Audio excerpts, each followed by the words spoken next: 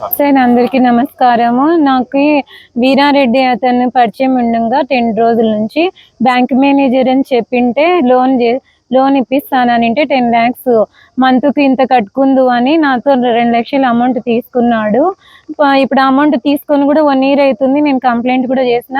నాకు ఇంతవరకు ఏం రిప్లై రావట్లేదు. నాకు 2 అమ్మాయిలే ఉన్నారు. ఎవరిని అడగాలో కూడా ఏం అర్థం కావట్లేదు. నాకు కాల్స్ కూడా చేసి వాళ్ళు ఇన్ని ఫోన్ నెంబర్లతో ఫోన్ చేసి కూడా నన్నే బ్లాక్మెయిల్ చేస్తున్నారు. ఆయన ఏం రెస్పాన్స్ కావట్లేదు. నాకు ఎవరు పట్టించుకోవడం లేదు. నా బాధ ఎవరికి అర్థం కావడం లేదు. మీరు దయచేసి స్పందిస్తారని అనుకుంటున్నాను సార్. పోలీస్ స్టేషన్లో కంప్లైంట్ కూడా ఇచ్చినాము. ఈయన చేస్తాము పిలిపిస్తామని మాతోనే సిగ్నేచర్ పెట్టించుకొని మళ్ళా ఇంకా ఇంతవరకు చేస్తాడు, ఏదో రోజు చేస్తాడు అనే ఆశతో మేము ఇన్ని రోజులు వెయిట్ చేసినాము. చేసినా కూడా ఇంకా రెస్పాన్స్ కావడం లేదు. అందుకే మళ్ళీ నేను కంప్లైంట్ చేద్దామని జిల్లా కలెక్టర్ దగ్గర కోరుతున్నాను. 1 year అయింది సార్.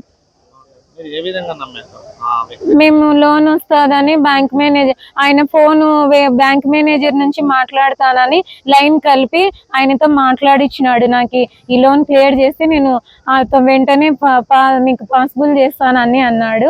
అందుకనేసి నేను ఓకే అని నేను విన్న తర్వాత నేను అకౌంట్ నెంబర్ చెప్తే అకౌంట్ నెంబర్ ద్వారా నేను 2 లక్షలు ట్రాన్స్ఫర్ చేసినాను సార్.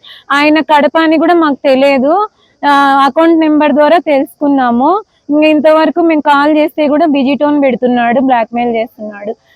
మాకు ఆల్రెడీ మేము కంప్లైంట్ చేస్తాము, కడపకు వస్తాము అని అంటే కూడా మా కానిస్టేబుల్ తెలిసిన సార్ ద్వారా మీ ఊరికి వచ్చి నేను ఎంక్వైరీ చేస్తాను, నాకు అమౌంట్ కావాలంటే ఆయన ఉండి ఏమన్నాడు, నీ కానిస్టేబులే తెలిసేమో రా, నాకు మినిస్టర్ వరకు తెలుసు రా చూసుకుందామని అన్నాడు. నాకే రిటర్న్ వాళ్ళ వైఫ్తో ఫోన్లు చేసి నన్ను తిట్టిస్తున్నాడు సార్.